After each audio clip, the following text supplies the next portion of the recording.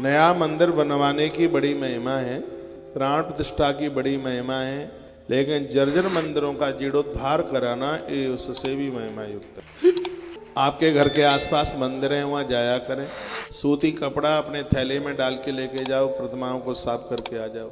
ज़्यादातर ऐसे भगवान महादेव के मंदिर में वहीं जल चढ़ाएंगे, लिप लिपा किचकिचा कर देंगे, वहीं बेल पत्नियाँ डाल देंगे, वहीं धतूरा डाल देंगे, वहीं केले के छिलके डाल देंगे, तो उसी पर पाम बड़ा रिपटे और कभी कभी हड्डी फ्रैक्चर भी हो जाती है। तो ऐसा बिल्कुल मत कीजिए। कावड़ चढ़ाते हैं तो 100 शीशियाँ वहीं छोड़ देंगे तो लोगों के पाम फट जाते हैं, ऐसा बिल्कुल भी नहीं किया। मंदिर में आप भगवान का पूजन करते हैं, वहाँ की स्वच्छता का, वहाँ की शुद्धता का भी जरूर ध्यान रखिएगा। आपके आसपास मंदिर हैं, वहाँ अखंड ज्योत नहीं जलती है, तो गली मोहल्ले की 5-7 माताएं थोड़ा थोड़ा घी इकट्ठा करके वहाँ मंदिर में अखंड ज्योत के लिए उत्सव मनाने के लिए कभी उसकी लीपा पोती करा दो, डेंट पेंट करा दो।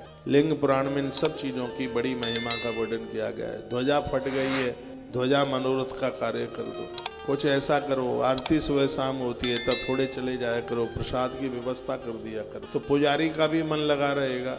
ये दुर्भाग्य है कि आजकल मंदिरों में घंटा, वो मशीन वाले घंटे आ गए हैं, लोग तो जाते ही नहीं है बजाने के लिए। ऐसा बिल्कुल मत कीजिए। वो बड़े भाग्यशाली हैं जिनके मोहल्ले में, गली मोहल्ले में मंदिर है। जाइए, हाजिरी लगाइए, नियम लीजिए। अगल बगल वाले क्या करते हैं छोड़िए, हमें क्या करना है। इन कथाओं से मंदिरों के प्रति लोगों की श्रद्धा बढ़ रही है। नहीं तो शंकर जी के मंदिरों में तो प्राय किवाड़ी बंद रहते थे, कोई पहुंचता ही नहीं था। लेकिन वर्तमान समय में भगवान महादेव के मंदिर भी बड़ी जोर से चमक रहे हैं, भीड़ लगी है लोगों की, जल लोटा लेकर के जाते हैं। हर हर महादेव।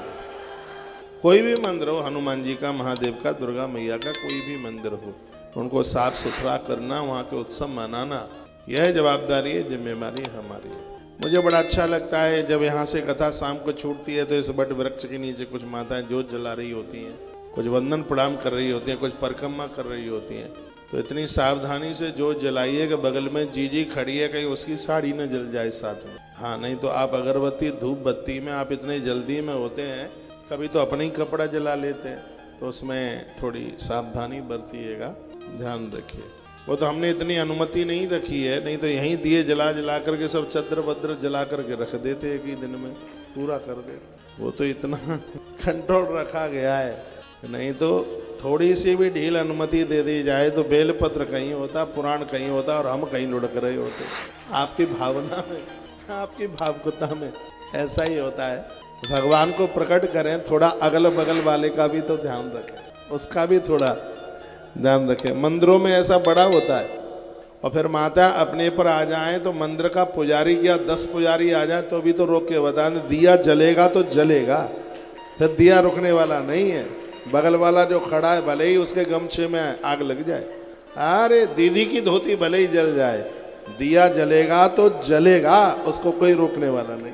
ऐसा मत कीजिए, थोड़ा अगल बगल का भी ध्यान रखिए। बहुत लोग तो राधा कृष्ण के मंदिर में जाएंगे तो चरणों में ही, किसी कथावाचक ने बता दिया है कि दिया जला के चरण में ही रखना, भले ही उनकी पोशाक जल जाए पर दिया चरण में ही रखा जाएगा उनके में।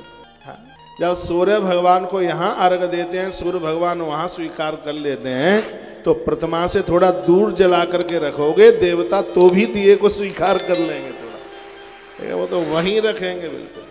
मंदिरों में देखा है, पेड़े का डिब्बा लेके जाएंगे, फिर भगवान के मुंह के ऊपर लपेटेंगे, उसके मुंह पर जब तक नहीं लगा। किसी ने बोल दिया है, पता नहीं किसने कह दिया कि पेड़ा लेके जाओ, भगवान के होठों से जब तक न लगाओ तब तक तो भोग लगता ही नहीं है। तो अब फिर मुंह के ऊपर वो लपेटने में लगे हैं, कंपटीशन में ओड़ी ओड़ा।